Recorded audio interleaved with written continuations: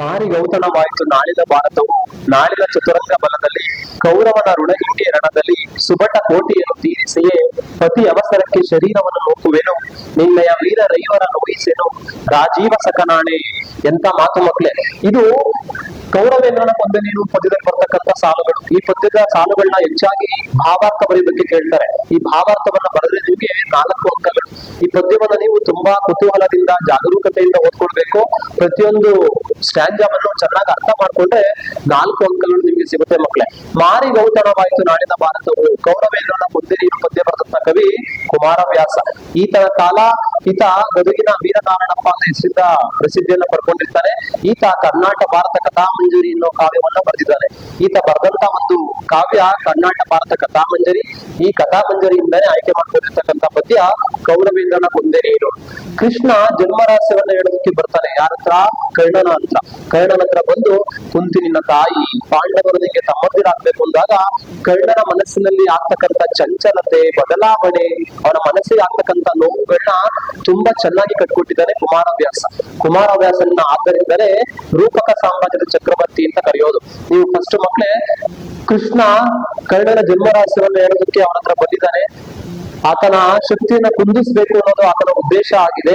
ಅದನ್ನ ಕೇಳಿದಂತ ಕರ್ಣನಿಗೆ ಸ್ವಲ್ಪ ಆಶ್ಚರ್ಯ ಆಗುತ್ತೆ, ನಾನು ಬುದ್ಧಿ ಮಗನ ಅಂತ. ಅದನ್ನೇ ಕರ್ಣ ಕಥೆಯಲ್ಲಿ ಏನಂತ ಹೇಳ್ತಾರಪ್ಪ ಅಂತ ಅದನ್ನ ಈ ಸ್ಟೈಲಲ್ಲಿ ಕೊಟ್ಟಿದ್ದಾರೆ. ಚೆನ್ನಾಗಿ ನೋಡ್ಕೊಳ್ಳಿ. ಅದನ್ನ ನೀವು ಎಕ್ಸ್ಪ್ಲೈನ್ ಮಾಡಿ ಬರೆದ್ರೆ, ಅದರ ಸಮ್ಮರಿಯನ್ನ ಚೆನ್ನಾಗಿ, ಭಾವಾರ್ಥವನ್ನ ಚೆನ್ನಾಗಿ ಬರೆದ್ರೆ ನಿಮ್ಗೆ 4 ಅಂಕಗಳು ಸಿಗುತ್ತೆ ಮಕ್ಕಳೇ. ಮಾರಿಗೌತಣವಾಯಿತು ನಾಡಿನ ಭಾರತವು, ನೀನು ಜನ್ಮ ರಹಸ್ಯವನ್ನ ಇವತ್ತು ಹೇಳ್ಬಿಟ್ಟೆ. ನಾಳೆ ನಡೀತಕ್ಕಂಥ ಯುದ್ಧ ಮಾರಿಗೆ ಇಟ್ಟಂತ ಊಟ ಆಗುತ್ತೆ. ಅಂದ್ರೆ ನಾಳೆ ನಡೀತಕ್ಕಂಥ ಯುದ್ಧದಲ್ಲಿ ನಾನು ಎಲ್ಲಾ ಶೌರ್ಯವನ್ನ ತೋರಿಸಿ ಯುದ್ಧವನ್ನ ಮಾಡ್ತೀನಿ. ನನಗೆ ರಕ್ಷಣೆಯನ್ನ ಕೊಟ್ಟಂತ, ನನ್ನ ಕಾಪಾಡಿದಂತ ದುರ್ಯೋಧನನಿಗೆ ನಾನು ಋಣಿಯಾಗಿ ಯುದ್ಧವನ್ನ ಮಾಡ್ತೀನಿ. ಯಾರೇ ಬಂದ್ರು, ಎಷ್ಟೇ ಸೈನ್ಯ ಬಂದ್ರು ಉಳಿಸಲ್ಲ ಅಂತ. ನೋಡಿ ಮಕ್ಕಳೇ, ಭಾರತವು ಚತುರಂಗ ಬಲದಲ್ಲಿ ಚತುರಂಗ ಸೈನ್ಯ ಬಂದ್ರು ಅದನ್ನ ನಾನು ಉಳಿಸಲ್ಲ, ನಾಶ ಮಾಡ್ತೀನಿ. ಕೌರವನ ಋಣ ಹಿಂಗೆ ರಣದಲ್ಲಿ, ಆ ಮೂಲಕ ಏನ್ ಮಾಡ್ತೀನಿ, ಕೌರವನ ಋಣವನ್ನ ತೀರಿಸ್ತೀನಿ. ಕೌರವನ ಋಣವನ್ನ ತೀರಿಸೋದು ತುಂಬಾ ಕಷ್ಟ. ಯಾಕೆಂದ್ರೆ ಸೂತ ಪುತ್ರ ಅಂತ ಕರ್ಣನನ್ನ ಎಲ್ಲ ದೂಷಣೆ ಮಾಡ್ಬೇಕಾದ್ರೆ ದುರ್ಯೋಧನ ಅವರಿಗೆ ಒಂದು ರಾಜ್ಯವನ್ನ ಕೊಟ್ಟು, ಆತನಿಗೆ ಒಂದು ವೈಭವೋಪೇತವಾದಂತ ಜೀವನವನ್ನ ಕೊಟ್ಟು ಕಾಪಾಡ್ಕೊಂಡಿರ್ತಾನೆ. ಅದನ್ನೇ ಹೇಳ್ತಾನೆ ಕರ್ಣ, ಕೌರವನ ಋಣ ಹಿಂಗೆ ರಣದಲ್ಲಿ, ಕೌರವನ ಋಣವನ್ನ ನಾನು ತೀರಿಸ್ತೀನಿ. ಸುಬಟ ಕೋಟೆಯನ್ನು ತೀರಿಸಿಯೇ, ಎಷ್ಟೇ ಸೇನಾನಿಗಳು, ಎಷ್ಟೇ ಯುದ್ಧ ಸಾಮಗ್ರಿಗಳಿದ್ರು ಸಹ, ಎಷ್ಟೇ ಸೈನ್ಯ ಬಂದ್ರು ಸಹ ಅದನ್ನೆಲ್ಲ ಏನ್ ಮಾಡ್ತೀನಿ, ತೀರಿಸ್ತೀನಿ. ಸುಬಟ ಕೋಟೆಯನ್ನು ತೀರಿಸಿಯೇ ಪತಿ ಅವಸರಕ್ಕೆ ಶರೀರವನ್ನು ನೋಕುವೆನು. ಮಕ್ಕಳೇ ಗಮನಿಸಿ, ಪತಿ ಅಂದ್ರೆ ಗಂಡ ಅಥವಾ ಒಡೆಯ ಅಂತ.